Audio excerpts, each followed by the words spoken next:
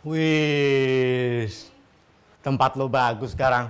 Lo ngundang gue malah lo tiduran. Lo ya nggak ngomong mau kesini? Ya kan kebuka, makanya gue masuk. Oh iya. Gila, tempat lo bagus. Kebuka, langsung masuk. Pintunya kebuka ya gue masuk. Siap, boleh.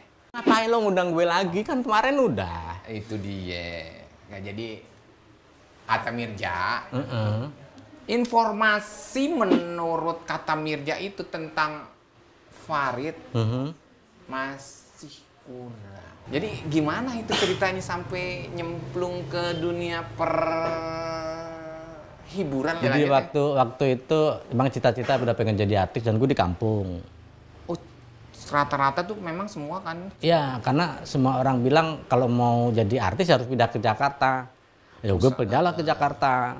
Nah, karena ada gimmick apa jargon artis ibu kota. Ya, udah akhirnya gue pindah ke Jakarta. Dan di Jakarta kan tidak serta-merta bisa langsung jadi artis. Iya. Nah, gue bekerja lah, mengelamar ke sana kemari untuk menjadi seorang office boy.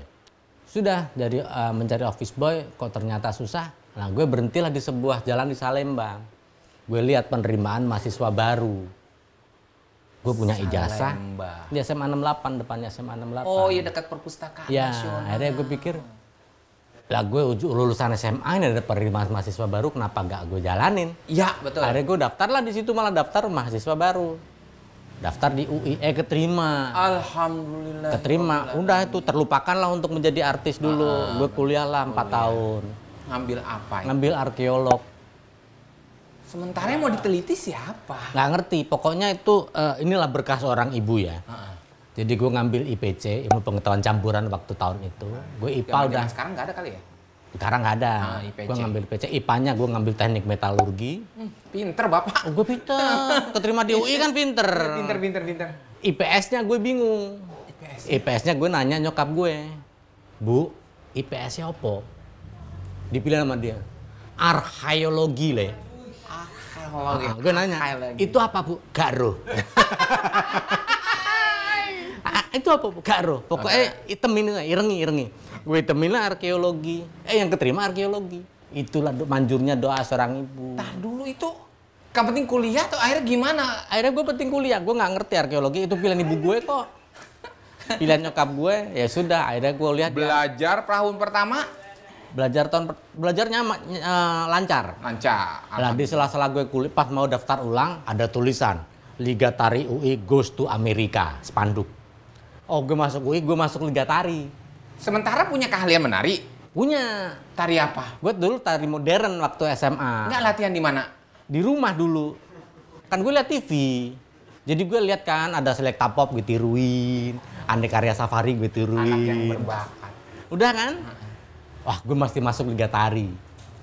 Gue masuk Liga Tari, setahun kemudian gue goes to Eropa. Alhamdulillah. Jadi gue ke Jakarta itu baru setahun, gue udah keliling Eropa 3 bulan. Tahun berikutnya goes to Malaysia, tahun berikutnya goes to Brunei. Suatu kebanggaan dong. Ya, jadi gue kuliah ya titip absen doang. Akhirnya secara nggak langsung membuka peluang. Nah, gue setelah gue masuk Liga Tari, gue ketemulah para penari-penari Selecta Pop, Ane Karya Safari. Akhirnya biasa lu contohin. Akhirnya gue pun menari bersama mereka di Ane Karya Safari. Selecta Pop. Iya, SAFARI Safari.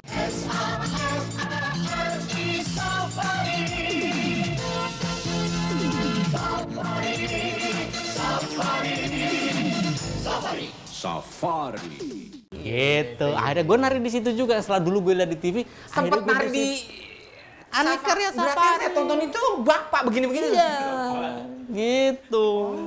Jadi itulah sebuah impian itu kalau kita benar-benar mengejar, bismillah bisa tercapai. Filosofinya adalah bahwa setiap sesuatu yang diinginkan, jika dikejar, ya pasti berhasil. Kata Mirja, jangan lama-lama dan jangan panjang-panjang. Karena kalau waktunya panjang dan waktunya berlebihan, melewati batas, saya akan berubah menjadi labu.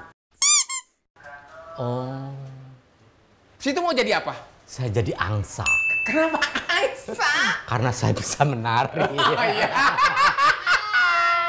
Saya lupa. Ternyata dia adalah seorang penari. Iya, setelah melanglang buana menari di kampus, sementara punya kampus tapi tidak aktif belajar di kampus. Nah, ya maaf ya. Ya. Tapi gue Aktif di luar kampus. mahasiswa berprestasi. Karena IP gue bagus. Terus kesibukan gue di dunia luar juga bagus. Jadi Fadlizon itu angkatan gue nomor 1. Fadlizon yang aktif Di politik, gue nomor 2. Wow. Mahasiswa teladan. Ya, terus kemudian gue kerjalah di bank. Gue kerja di bank. Terus ternyata gue selalu begini. Kalau gue kerja di bank, gue selalu nanyain manajernya tuh gajinya berapa. Gajinya waktu itu gede tuh 5 juta. 5 juta. Untuk jadi manajer gue berapa lama itu? Ya selama dia masih ada lo nggak bakal jadi manajer. Lama dong untuk dapat 25 juta sebulan, gue lama dong. Akhirnya gue keluar. Untuk 5 juta. Oh, 5 tahun. Nggak tahu kan pasti lama. Enggak, kan? tahun berapa itu? Tahun berapa? Gue tahun sebelum kerusuhan tahun 94, 96. Akhirnya sudah gue memutuskan untuk keluar dari kantor, gue jadi pedagang di Taman Puring. Oh, gue jadi cikal bakal yang gue suka denger katanya senang merestorasi atau mempercantik mobil. Itu kalau mobil itu gue dari zaman SMA. Oh, sebenarnya sudah di Ya, sana. gue bukan karena dendam. Semacam dendam. Jadi Karena gue ditabrak mobil? Bukan, gue kan selalu naik sepeda. Anak-anak kayak di kampung gue kan naik mobil. Bukan di kampung aja, Pak, di Jakarta juga jadi gitu. mobilnya gitu, dung tak. Mau ntar gue punya mobil lebih bagus, mobil gue dari mobil lu. Dendam. Tak terbalas saat itu. Saat itu, ntar gue punya duit kan. Akhirnya gue punya duit, gue bisa beli mobil, gue jual sepeda, karena orang punya motor. Gue gue punya motor, gue nabung punya motor. Orang pada punya mobil. Iya. Gue nabung untuk beli mobil. Gue beli mobil. Temen-temen gue naik sepeda. Maunya apa coba? Maunya apa? Lu dendam lagi naik sepeda. Di Taman Puring itu lebih berdagang ke apa? Gue barang-barang bekas. Barang-barang bekas. Memang pusatnya. Waktu itu Taman Puring belum kebakar. Oh, yang di taman-tamannya itu ya? Sebelahnya, udah Taman Puring masih kumuh zaman dulu. Iya, namanya juga taman. Iya, jadi waktu itu kalau pegawai bank tuh 1,5 juta gajinya, gue di Taman Puring bisa 10 juta. Sebulan bersih. Ini sebenarnya 10 juta segini ya? 10 juta bersih. Itulah dagang. Akhirnya makanya gue keluar dari, gara-gara gue main di Taman Puring. Ini berapa sebulan lo dapat omset bersih? Bersih mah 12, Bang. Udah kepotong makan ini nanu-nanu. Oh ya, akhirnya gue keluar. Bokap gue marah. Gue lulusan UI. Kuliah, dagang barang bekas. Iya. Setelah itu dari Taman Puring gimana ceritanya bisa bertemu dengan teman-teman komedian? Kan gue bilang untuk komedi di Taman Puring kan selalu banyak orang jual barang. Ada seseorang langganan. Iya, ada seseorang. Kalau dia butuh uang, dia selalu jual barang ke gue. Iya. Ada dia nawarin, lo buka aja kios di Komedi Cafe. Di Komedi Cafe di daerah Sudirman. Waktu itu di Taman Ria. Taman Ria Remaja. Remaja. Bapak waktu itu masih remaja berarti? Remaja bener. Remaja, ya. Udah, akhirnya gue buka di situ. Sambari gue jualan pulsa, gue nge-MC dan ngelawak lah di panggungnya. Oh, jadi ini punya keberanian mengelawak emang sudah ada dari kan, mulai dari SMA, dari SMA tadi. Karena SMA gue kan teater. Oh, terus akhirnya datanglah Taufik Safalas mengunjungi itu kafe. Baik hati. Diajaklah ke acara dia. Acara pertamanya apa? Acara pertama ngacir. TV RCTI. Ngacir. 10 tahun gue di Jakarta baru masuk TV. Temen gue yang di kampung lihat, alhamdulillah akhirnya tercapai. Cita-cita. Itulah tadi filosofinya yang Filosofi. tadi. Jadi nggak ada yang kaget, nggak ada Rita ya kok. Oh, masuk TV akhirnya tercapai cita-cita dia gitu. Jadi segala sesuatu yang diinginkan, uber terus, kejar. Itu selalu gue bilang anak gue, jangan terlalu takut untuk bermimpi. Bermimpilah setinggi mungkin. Mau jadi presiden go ahead, mau jadi apapun ayo. Tapi jangan lupa doa dan restu mama papa. Oh gitu. Karena gue selalu nanya nyokap gue, pasti nggak aku jadi artis bu? Oh pasti le, pasti gue jadi artis le. Support paling utama, Iya, paling padahal gue awal. masih naik sepeda itu, gue naik sepeda di kampung. Apa yang sudah diinginkan oleh Mirja? sudah terangkum di pertemuan kita kali ini.